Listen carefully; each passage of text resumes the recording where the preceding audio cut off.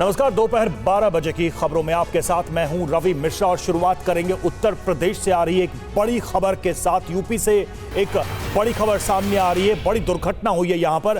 कासगंज में श्रद्धालुओं से भरी ट्रैक्टर ट्रॉली तालाब में पलटी। ट्रॉली पलटने से 15 लोगों की मौत हुई है। गंगा स्नान कर लौट रहे थे श्रद्धालु और इसी दौरान ये हादसा हुआ है। तो बड़ी जानकारी इस वक्त सामने आ रही है। उत्तर प्रदेश में एक बड़ी दुर्घटना। कासगंज में श्रद्धालुओं से भरी ट्रैक्टर ट्रॉली तालाब में पलट गई। ट्रॉली पलटने से 15 लोगों की मौत हुई है। गंगा स्नान करके ये सभी श्रद्धालु लौट रहे थे। ये भी जानकारी आ रही है कि ट्रैक्टर ट्रॉली में करीब 50 लोग सवार थे, लेकिन इसी दौरान यह हादसा हो गया और अभी तक की सूचना के मुताबिक 15 लोगों ने इस हादसे में जान गंवाई है। तो कासगंज से ये बड़ी दुर्घटना की खबर सामने आ रही है, जहां तालाब में ट्रैक्टर ट्रॉली पलटी है। प्रीति श्रीवास्तव हमारे साथ, हमारे सहयोगी ज्यादा जानकारी देने के लिए जुड़ चुकी हैं। प्रीति, क्या जानकारी मिल रही है? बड़ी दुर्घटना हो गई उत्तर प्रदेश में, 15 लोगों की जान चली गई। बिल्कुल, ये जो घटना है ये ट्रैक्टर ट्रॉली पलटने के कारण हुई है और ये सभी जो श्रद्धालु थे ये गंगा स्नान करके वापस आ रहे थे। कहा जा रहा है कि ये जो ट्रैक्टर था इसमें करीब 50 से ज्यादा जो लोग थे वो इसमें सवार थे और उसके बाद ये जब वापस लौट रहे थे, गंगा स्नान करके वापस लौट रहे थे, तो ये ट्रैक्टर जो था ये तालाब में पलट गया, जिसके कारण 15 लोगों के भी मौत की बात कही जा रही है कि 15 के लोग जो है वो उनकी मौत हो गई है। हालांकि डीएम और एसएसपी जो है वो मौके पर पहुंच चुके हैं, जांच की जा रही है, लेकिन ये जो 15 लोगों की मौत हुई है और इस तरीके से जो ट्रैक्टर ट्रॉली हादसा जो हुआ है इसको लेकर जांच की जा रही है। लेकिन आपको याद होगा कि इससे पहले भी ट्रैक्टर ट्रॉली जब बाराबंकी के पास इस तरीके का जो हादसा हुआ था, तो लगातार इस तरीके के जो हादसे हैं ट्रैक्टर ट्रॉली वाले वो यूपी में होते हैं और इसको लेकर सरकार ने बाद में नियम भी बनाए थे और उन्होंने कहा था कि इस तरीके से ट्रैक्टर ट्रॉली को लेकर जिसमें ओवरलोडिंग की जाती है और अक्सर जो है मेलाओं के दौरान लोग, बच्चे और लोग इसमें शामिल होते हैं, इस तरीके के हादसे लगातार होते हैं। तो उस पर रोक लगाने की जो बात है वो भी सरकार की तरफ से बार बार कही जाती है, लेकिन इस तरीके के हादसे जब होते हैं तभी मतलब लोक प्रशासन जागता है और इस तरीके के हादसों पर रोक नहीं लग पा रही है, क्योंकि ट्रैक्टर ट्रॉली जो है वो लगातार इसी तरीके से हादसे जो है वो लगातार हो रहे हैं। प्रीति, बहुत बहुत शुक्रिया आपका इस जानकारी के लिए। तो उत्तर प्रदेश के कासगंज में एक दर्दनाक हादसा, श्रद्धालुओं से भरी ट्रैक्टर ट्रॉली पलटने से 15 लोगों की मौत हो गई। और अब बात उस खबर की जिसे सबसे पहले टीवी 9 ने बताया और आप कांग्रेस ने बिल्कुल वैसा ही ऐलान आज किया है। पूरी खबर आपको विस्तार से हम बताएंगे। आम आदमी पार्टी और कांग्रेस में सीटों पर हो गई है सहमति। दिल्ली में आम आदमी पार्टी को 4 और कांग्रेस को 3 सीटें मिली हैं इस समझौते के तहत, यानी कि 4-3 का फॉर्मूला दिल्ली के लिए तय किया गया है आम आदमी पार्टी और कांग्रेस के बीच में। और वहीं गुजरात की बात करें तो गुजरात में देखिए 24-2 का फॉर्मूला, यानी 24 सीटों पर कांग्रेस चुनाव लड़ेगी और 2 सीटों पर आम आदमी पार्टी को कांग्रेस ने कहा है चुनाव लड़ने के लिए समझौते के तहत ये 2 सीटें आम आदमी पार्टी के खाते में, जिसमें भावनगर और भरूच की सीट है। और देखिए हरियाणा की बात करते हैं। हरियाणा में 9 पर कांग्रेस और आम आदमी पार्टी को 1 सीट मिली है हरियाणा में, यानी 9-1 का फॉर्मूला यहां पर बना। आइए सुनते हैं प्रेस कॉन्फ्रेंस में क्या कहा गया दोनों दलों की तरफ से। आम आदमी पार्टी 4 पे लड़ेगी। वो 4 सीटें नई दिल्ली, वेस्ट दिल्ली, साउथ दिल्ली और ईस्ट दिल्ली। कांग्रेस पार्टी 3 सीटों पर दिल्ली में चुनाव लड़ेगी, चांदनी चौक, नॉर्थ ईस्ट और नॉर्थ वेस्ट। गुजरात में 26 लोकसभा सीटें हैं, 24 पर कांग्रेस लड़ेगी, 2 सीटों पर आम आदमी पार्टी के प्रत्याशी रहेंगे। भरूच लोकसभा और भावनगर लोकसभा की ये सीटें होगी। हरियाणा में 10 लोकसभा सीटों में से 9 सीटों पर भारतीय राष्ट्रीय कांग्रेस लड़ेगी और 1 सीट जो कुरुक्षेत्र की है वहां पर आम आदमी पार्टी के प्रत्याशी लड़ेंगे। चंडीगढ़ को लेकर लंबी चर्चा हुई, लेकिन आखिरी में यह तय किया गया कि चंडीगढ़ में भारतीय राष्ट्रीय कांग्रेस के प्रत्याशी चुनाव लड़ेंगे।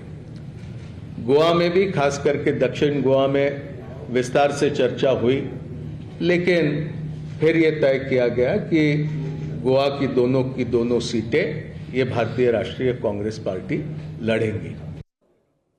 तो एक जॉइंट प्रेस कॉन्फ्रेंस जिसमें मुकुल वासनिक कांग्रेस के नेता ये जानकारी दे रहे थे कि कैसे ये फॉर्मूला बना है। जितेंद्र भाटी हमारे साथ, हमारे संवाददाता जुड़ चुके हैं। जितेंद्र, काफी खींचतान और कह सकते हैं कि बार्गेनिंग के बाद आखिरकार ये फॉर्मूले सेट हो गए।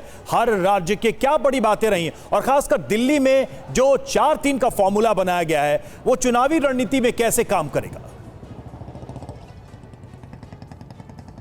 बिल्कुल, देखिए बड़ी खींचतान थी इस चीज़ को लेकर। खासकर मैं बात करूँ जो गुजरात की भरूच सीट है उसको लेकर पेच अंतिम समय तक जो है फंसा रहा, क्योंकि वहाँ पर जो दिवंगत अहमद पटेल है उनकी बेटी जो है वो चुनाव लड़ना चाहती थी, उसको लेकर बहुत रस्साकसी चली। लेकिन आम आदमी पार्टी ने जिस तरीके से चंडीगढ़ की सीट छोड़ने की बात की, गोवा की दोनों सीट छोड़ने की बात की और ये कहा कि अगर मिलकर लड़ा थोड़ा थोड़ा दोनों को कॉम्प्रोमाइज़ करना होगा, तो इसमें कांग्रेस ने इस बात में सहमति जताई और सीट उनको दे दी। थोड़ा सा परिवर्तन जो दिल्ली में भी हुआ, शुरुआत में कांग्रेस जो है 4 सीटें जो है वो मांग रही थी, लेकिन बाद में ये तय हुआ कि आम आदमी पार्टी 4 सीट लड़ेंगी। हालांकि यहाँ पर भी ईस्ट दिल्ली जो है वो पहले कांग्रेस को दी जा रही थी, लेकिन आम आदमी पार्टी अब उस पर लड़ने को तैयार हो गई है। तो कुल मिलाकर ये एक समीकरण इस तरह से बनाया गया है कि जिस तरीके से हम देखें तो पिछले दोनों लोकसभा में हम खासकर बात करें तो 7 सीटों पर बीजेपी ने दिल्ली में जीत दर्ज की थी। तो इस बार ये फॉर्मूला लगाया गया है। सीटों के बंटवारे को लेकर दोनों पार्टियों के बीच फॉर्मूला तय हो चुका है और अलग अलग राज्यों में जो सीटें एक दूसरे को मिलनी थी उसका ऐलान आधिकारिक तौर पर अब कर दिया गया। और सीधे अब चलिए चलते हैं,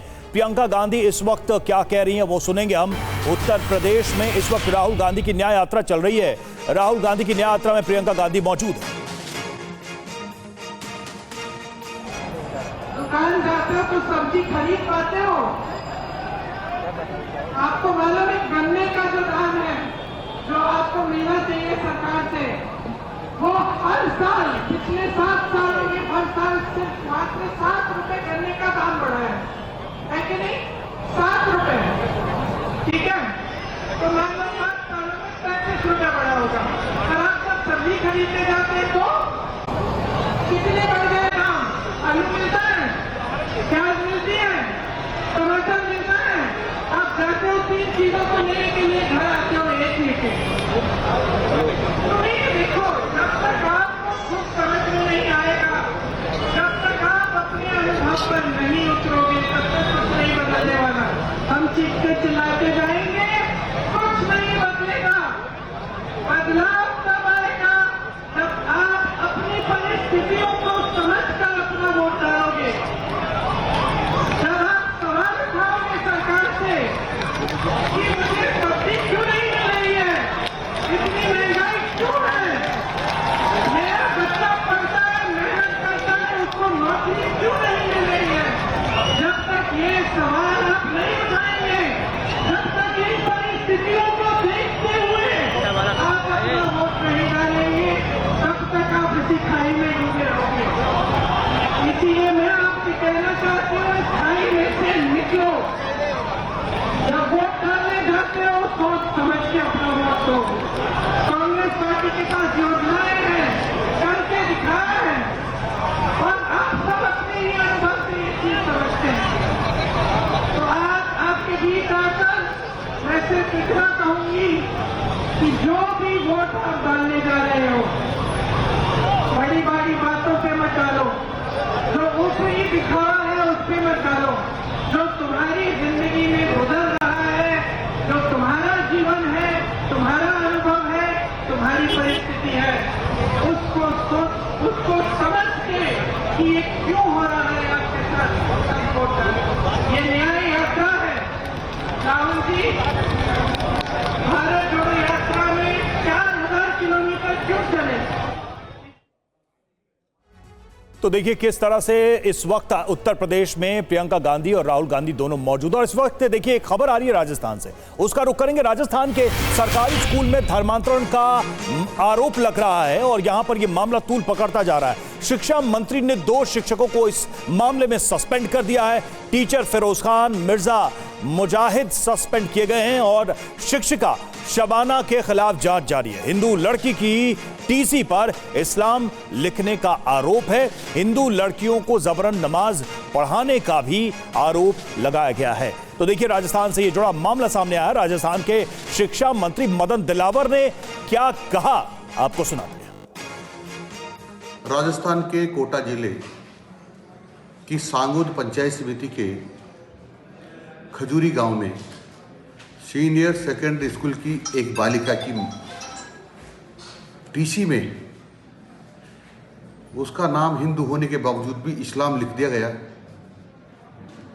वहाँ धर्मांतरण का षड्यंत्र हो रहा है, वहाँ लव जिहाद का षड्यंत्र चल रहा है और हिंदू लड़कियों को जबरदस्ती नमाज पढ़ाई जा रही है, ऐसा ध्यान में आया है। जो ही मेरे ध्यान में आया, मैंने तीन शिक्षकों के खिलाफ कठोर कार्रवाई करने का मन बनाया है और इसी के संदर्भ में मैंने 2 अध्यापकों को तो निलंबित कर दिया है, जिसमें फिरोज खान अध्यापक लेवल 1 है और दूसरा मिर्जा मुजाहिदीन सहायक शिक्षक है, इसको भी निलंबित कर दिया है और एक शबाना है, उसके भी खिलाफ आगे कार्रवाई हो रही है। तीनों को मैंने बीकानेर भेज दिया है और मैं विस्तृत जांच कराकर इनके खिलाफ कठोर कार्रवाई करूंगा और बर्खास्त करने जैसी स्थिति बनी तो बर्खास्त भी करूंगा।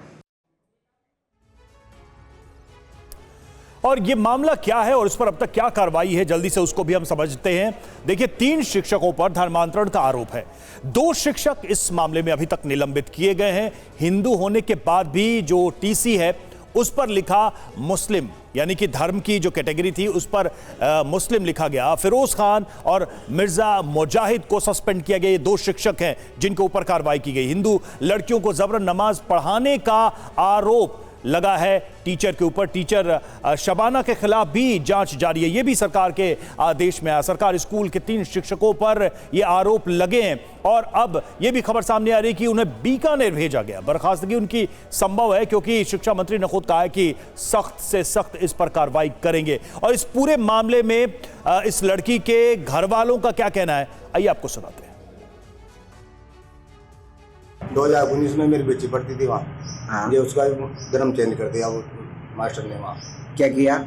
मुस्लिम धर्म कर दिया उसका किसमें? फार्म में। फिर बोर्ड की परीक्षा में भी यही लिखा? बोर्ड की परीक्षा में ये लिखा, यही चला हुआ आ रहा है उसमें। ये चला रहा है। तो अभी बच्ची क्या फिर क्या हुआ उसके बाद? उसको भगा ले गए ना, फिर मास्टर ने भगवा दी बच्ची को। तो 4 साल से आपको पता नहीं लगा था क्या था? नहीं लगा साल। तो क्या क्या कराते हैं स्कूल में? वो धर्म की दिलाते हैं, नमाज पढ़ाते हैं, हिंदू धर्म को मत मानो नहीं तो फेल कर देंगे। अच्छा, चलो ठीक है।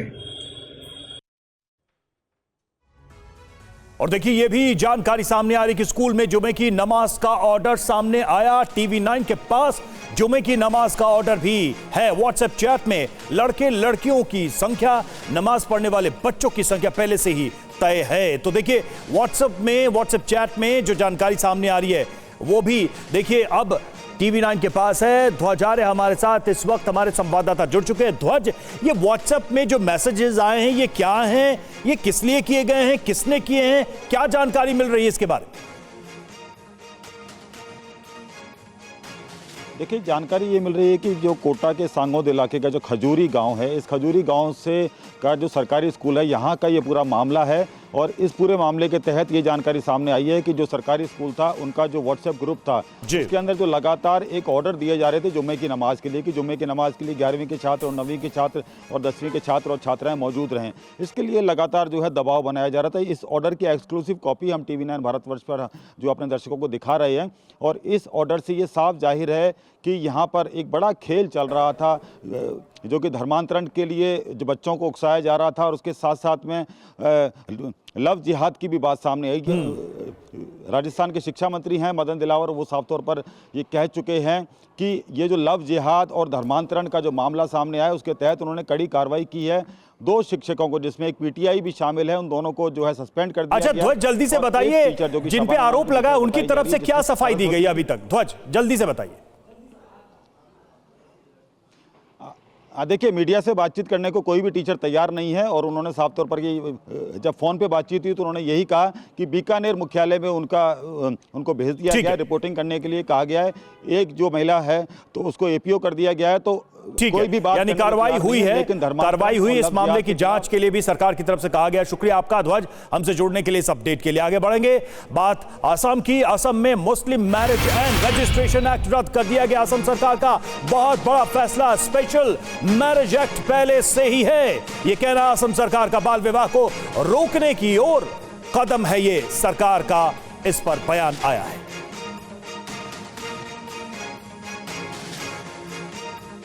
तो सरकार की तरफ से यह बड़ा निर्णय लिया गया है और यह कहा गया है कि अब विवाह और तलाक संबंधी जो स्पेशल मैरिज एक्ट में प्रावधान है उसी के तहत होगा।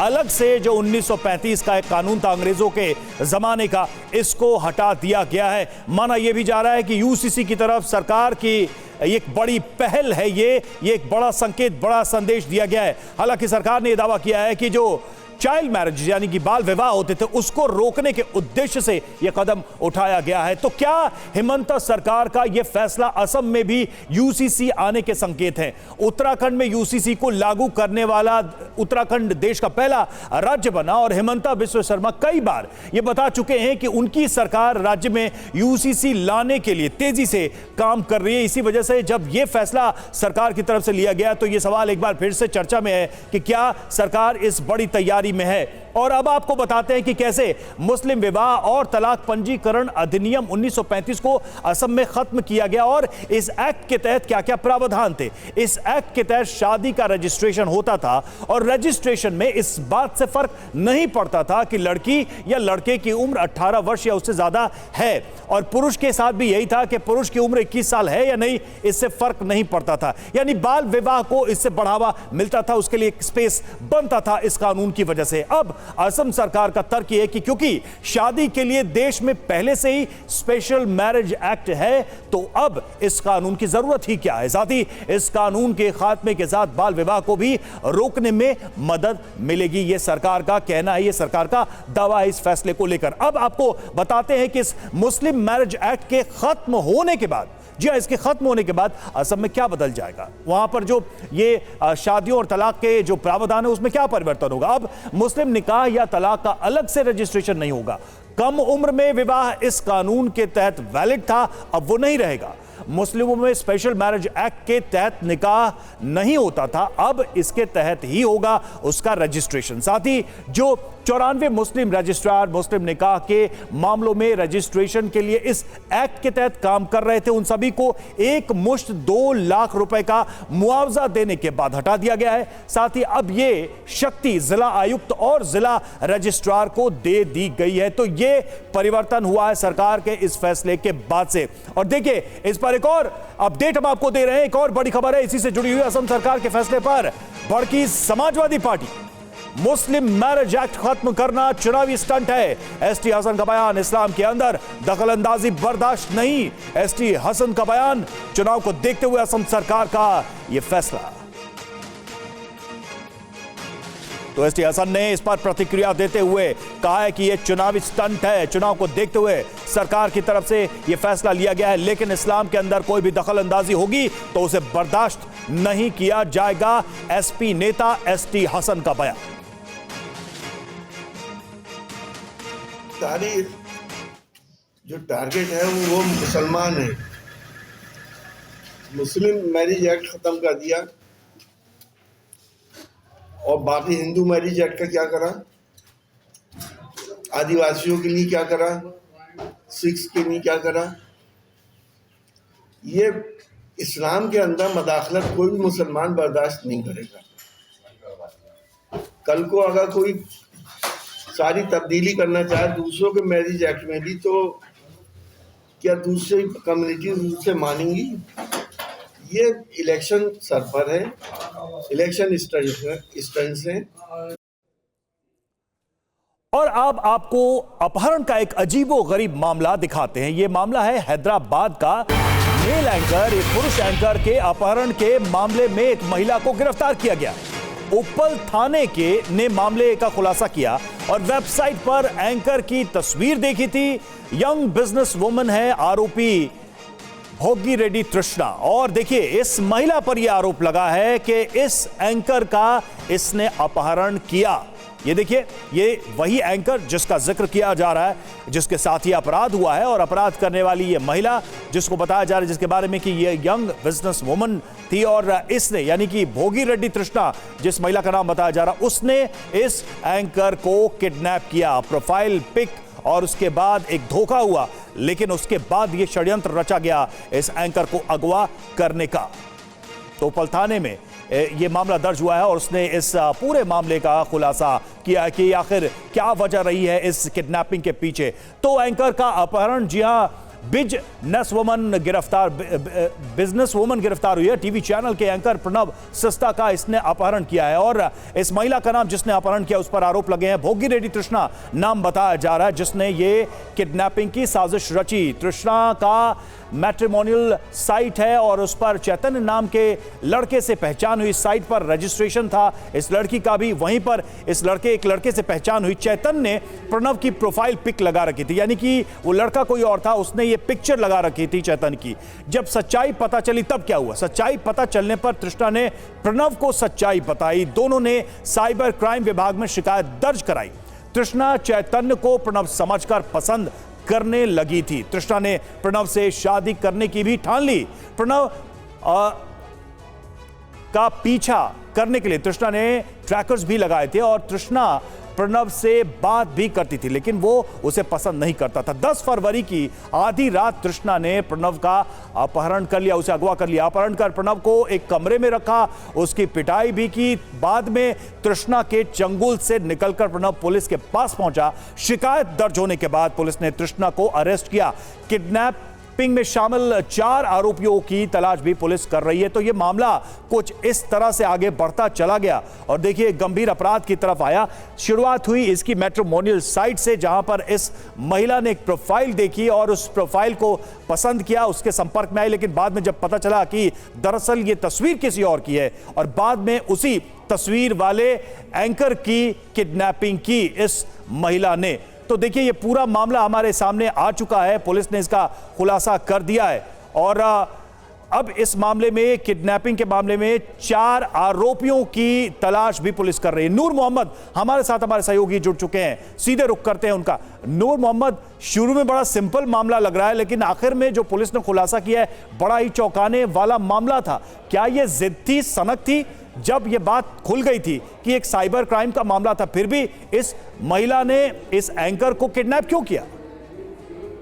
देखिए, पूरी तेलंगाना की पुलिस की हिस्ट्री के अंदर एक सबसे पहला अजीबोगरीब मामला है, जहां पर एक लड़की ने किसी लड़के का किडनैप किया हो, उसको बाकायदा एक कमरे में रखकर उसकी पिटाई भी की हो, उसके ऊपर बार बार ये जोर किया जा रहा है कि तुम मुझसे शादी कर, अगर शादी नहीं किएगा तो तुम मार के खत्म ही कर दूंगी। देखिए, चैतन्य रेड्डी नामी ने एक लड़के ने एक प्रोफाइल का सोशल मीडिया प्लेटफॉर्म पर एक प्रोफाइल उसने बनाया था। उसने ऐसी यहाँ का प्रणव का फोटो इस्तेमाल किया था। प्रणव की फोटो को देखकर ये त्रिशा ने उससे बहुत दोस्ती बढ़ाई थी और यहाँ तक कि बहुत गहरी दोस्ती हो गई थी। त्रिशा ने फैसला कर लिया था कि जो प्रोफाइल में है वो एंकर ही है, उससे मुझे शादी करना है। जब उसको सच्चाई मालूम हुई तो बाज़ाब्ता त्रिशा ने उसे बाज़ाब्ता उस एंकर पे बार बार दबाव बना रही थी और उसने पुलिस को शिकायत करने की धमकी दी। उसको आखिरकार ने कुछ लोगों को लेकर त्रिशा रेड्डी ने उसका किडनैप किया और बहुत बुरी तरह उसकी पिटाई की है। उसे किसी तरह से उसने अपनी जान बचाकर तकरीबन 6.5 किलोमीटर पुलिस के लिए भाग के जाकर उसे शिकायत दर्ज करवाया। जब पुलिस ने इस पूरे मामले की जब छानबीन की तो पुलिस भी हैरत में आ गई कि क्या ऐसा भी हो सकता है कि किसी लड़की ने किसी लड़के का किडनैप भी किया हो और उसकी पिटाई की हो।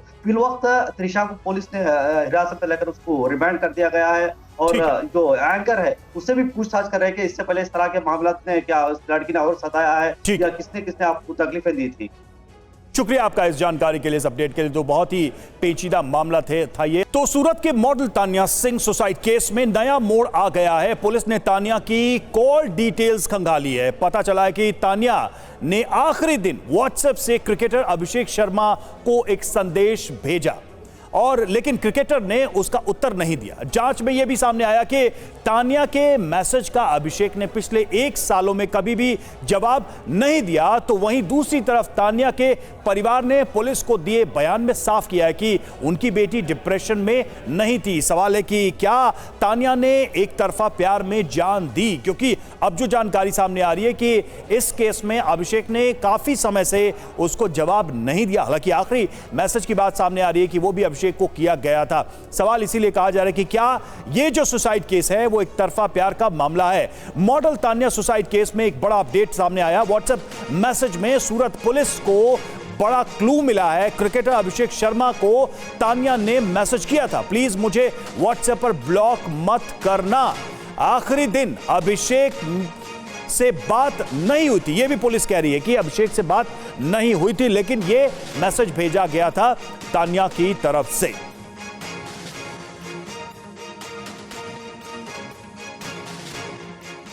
तो मॉडल तान्या की सुसाइड मिस्ट्री में एक नया अपडेट, पुलिस ने एक और नई बात कही है जिसमें साफ तौर पे पुलिस का कहना है कि जो मैसेज किया गया था व्हाट्सएप मैसेज वो अभिषेक को किया गया था आखिर में, हालांकि अभिषेक की तरफ से इस पर कोई जवाब नहीं दिया गया था। तो मॉडल तान्या की सुसाइड मिस्ट्री से जुड़ी कई बातें अब सामने आ रही है। देखिए, मूल रूप से राजस्थान के सीकर की रहने वाली थी तान्या और अभी सूरत के वेसू इलाके में रह रही थी। मॉडलिंग, फैशन डिजाइनिंग और डीजे का काम किया करती थी तान्या। पिता भवानी सिंह मिल में मैनेजमेंट का काम देखते थे। भाई कनाडा में पढ़ाई कर रहा है और बहन की शादी भी हो चुकी है। ये तान्या के प्रोफाइल से अभी तक की जानकारी सामने आई है, लेकिन सुसाइड के इस मामले ने इस कहानी को और उलझा दिया, क्योंकि इसमें एक आईपीएल क्रिकेटर अभिषेक का भी नाम आया, जिसकी जांच अब पुलिस भी कर रही है कि आखिर इस पूरे मामले के पीछे कहानी क्या है। तो तान्या के सुसाइड मिस्ट्री को लेकर यह बड़ी जानकारी सामने आई है कि अभिषेक से आखिरी बार कोशिश की थी जरूर संपर्क करने की, हालांकि जवाब अभिषेक की तरफ से नहीं दिया गया। पुलिस इस मामले में और आगे छानबीन कर रही है और अब आपको उन 8 एक्ट्रेस और मॉडल्स की तस्वीरें दिखाते जिन्होंने जिंदगी को छोड़कर मौत को चुना और ग्लैमर की दुनिया लगातार सवालों में रही। पहला मामला 19 फरवरी, देखिए जो जिन मामलों की हम बात करें, देखिए उनमें लेटेस्ट 19 फरवरी को तान्या सिंह के सुसाइड केस से फिर ये गंभीर सवाल खड़े हो गए हैं। इससे एक हफ्ते पहले ही अभिनेत्री और गायिका मल्लिका राजपूत ने 13 फरवरी 2024 को सुल्तानपुर में जान दे दी थी। ये देखिए तस्वीरें भी हम आपको एक एक करके दिखा रहे हैं। तान्या के अलावा जो दूसरा मामला था हम उसकी बात कर रहे हैं। अब देखिए 26 मार्च 2023 को भोजपुरी स्टार आकांक्षा दुबे का शव वाराणसी के होटल में मिला था और उस पर भी कई सारे संदेह की स्थिति थी। और अगला देखिए अगली तारीख जो है 24 दिसंबर 2022 की टीवी एक्ट्रेस तनिषा शर्मा ने आत्महत्या की थी और ये केस भी विवादों में रहा था, काफी चर्चा में रहा था। कई तरह की शंकाएं इसमें भी व्यक्त की गई थी। 15 अक्टूबर 2022 को टीवी स्टार वैशाली ठक्कर इंदौर में उन्होंने खुदकुशी की। मॉडल आकांक्षा मोहन 30 सितंबर 2022 में मुंबई में जान दे दी। 1 अप्रैल 2016 को बालिका वधू फेम प्रत्युषा बनर्जी की खुदकुशी का मामला सामने आया था। तो राजीव हमारे साथ, हमारे सहयोगी इस वक्त जुड़ चुके हैं। राजीव, ये तो सारे केसेस हमने बताए मुंबई में किस तरह की स्थिति है, लेकिन मॉडल तान्या को लेकर जो बातें अभी तक सामने आई हैं, क्या ये पुलिस मान के चल रही है कि ये प्लेन सुसाइड केस है और अभिषेक की भूमिका को लेकर पुलिस किस एंगल से छानबीन कर रही है? देखिए, अभी तक की सूरत पुलिस की जांच पड़ताल में एक बात तो साफ है कि अभिषेक और मॉडल तान्या जो हैं एक दूसरे के नजदीक थे, काफी करीबी दोस्त थे। लेकिन 1 साल पहले की ये बात है, 1 साल से अभिषेक की तान्या से फोन पर कोई बात नहीं हुई है। इस बात की कंफर्मेशन सूरत पुलिस की तरफ से आधिकारिक तौर पर TV9 भारतवर्ष को दी गई है। यही नहीं, पिछले 6 महीनों से मैसेजेस पर, यानी कि व्हाट्सएप मैसेज पर भी कोई चैट नहीं हुआ है, कोई बात नहीं हुआ अभिषेक की तरफ से। हालांकि तान्या लगातार मैसेजेस करती रही है अभिषेक को, यहां तक कि अधिकारी ने इस बात का भी दावा किया कि एक मैसेज इस तरह का भी अभिषेक को किया गया था कि please don't block me on WhatsApp. यानी कि अभिषेक की तरफ से कभी कोई रिएक्शन नहीं आया, लेकिन तान्या लगातार बात करना चाहती थी। संभवतः पुलिस का मानना है कि एक तरफा प्यार का मामला हो सकता है और इस वजह से तान्या डिप्रेशन में थी। जिस आखिरी दिन की बात थी, जिस थ्योरी पर आई थी कि अभिषेक से बात हुई है, उसको भी पुलिस ने डिनाई किया है। TV9 भारतवर्ष से बात करते हुए उनका कहना है कि आखिरी समय में उन्होंने अपने भाई से फेस टाइम ऐप पर वीडियो कॉल के जरिए बात किया था और 2 बार वीडियो कॉल पर बात हुआ था। यही नहीं, उन्होंने अपनी एक फ्रेंड से जो कनाडा में रहती हैं उनसे भी भी फेस टाइम ऐप पर वीडियो कॉल पर बात हुआ था और उस भाई का भी स्टेटमेंट रिकॉर्ड किया गया है। तो फिलहाल डिप्रेशन की थ्योरी अभी तक निकलकर सामने आ रही है, वन साइडेड अफेयर के चलिए मामले में। राजीव, बहुत बहुत शुक्रिया आपका इस जानकारी के लिए, इस अपडेट के लिए। और खबर उत्तर प्रदेश से, लखनऊ में अभ्यर्थियों का आज भी प्रदर्शन। लखनऊ के इको गार्डन में अभ्यर्थियों का प्रदर्शन जारी है। यूपी पुलिस भर्ती परीक्षा फिर से कराने की मांग की जा रही है। परीक्षा से एक दिन पहले पेपर लीक होने का आरोप लगाया है इन अभ्यर्थियों ने। 60,000 पुलिस की भर्ती के लिए यह परीक्षा हुई थी, लेकिन अब इस पूरे मामले में गंभीर आरोप लगाए जा रहे हैं।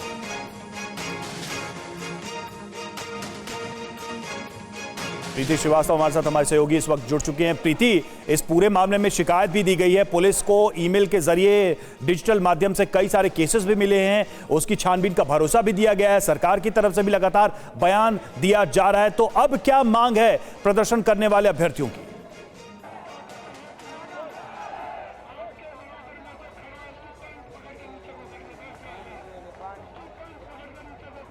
प्रीति, क्या आपको आवाज मिल रही है? जी जी,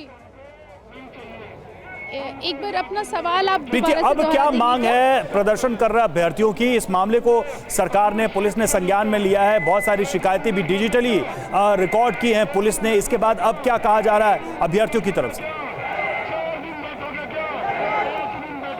बिल्कुल, मैं आपको बता दूं कि आज दूसरा दिन है और इको गार्डन पे जो छात्र हैं वो आज भी, जो नाराज छात्र हैं वो यहाँ पे प्रदर्शन कर रहे हैं। इनका आज भी मांग है कि री एग्जाम करवाया जाए। और जहाँ तक सरकार की बात है तो कल इसमें से 5 लोगों का जो दल था वो भर्ती बोर्ड गया था, अधिकारियों से मिला था। उन्होंने 2 दिन का समय मांगा है कि 2 दिन का समय दीजिए। इन लोगों ने जो प्रमाण पेश किए थे उस प्रमाण के आधार पर वो जाँच करेंगे और उसके बाद सरकार की तरफ से कोई फैसला लिया जाएगा। लेकिन उस बीच आप यहाँ पर देख सकते हैं कि हजारों की संख्या में जो छात्र हैं वो यहाँ पर लगातार प्रदर्शन कर रहे हैं, क्योंकि उनका कहना है कि उनके पूरी जिंदगी की वो पूरे मेहनत के साथ यहाँ पे पेपर की तैयारी करते हैं और जब वो घर पहुँचते हैं तो उनको पता चलता है कि इस तरीके की बात सामने आ रही है, पेपर लीक की बात सामने आ रही है और उसके बाद इनका जो भविष्य है पूरी तरीके से अधर में लटक जाता है। तो ये कह रहे हैं कि जब तक हमारा जो री एग्जाम नहीं करवाया जाएगा तब तक हम लोग ऐसे ही यहाँ पर डटे रहेंगे। हमारे से कुछ छात्र मौजूद है, उन्हीं से बात कर लेते हैं। ये बताइए, आप कुछ कह रहे थे? 17 की सेकंड शिफ्ट का और 18 की सेकंड शिफ्ट का एग्जाम लीक हुआ है और ये भर्ती बोर्ड को लगभग 1500 प्रमाण इस बात के दिए जा चुके हैं। इसके बाद जो जवाब आता है हम उसका इंतजार करेंगे और सकारात्मक जवाब आए इसका इंतजार करेंगे। ठीक है प्रीति, तो छात्र भी कह रहे हैं कि प्रमाण दिए गए हैं, सरकार की तरफ से भी कहा गया है कि उन प्रमाणों को हम परख रहे हैं, देख रहे हैं, इस पूरे मामले में फिर कार्रवाई की जाएगी। बहुत बहुत शुक्रिया आपका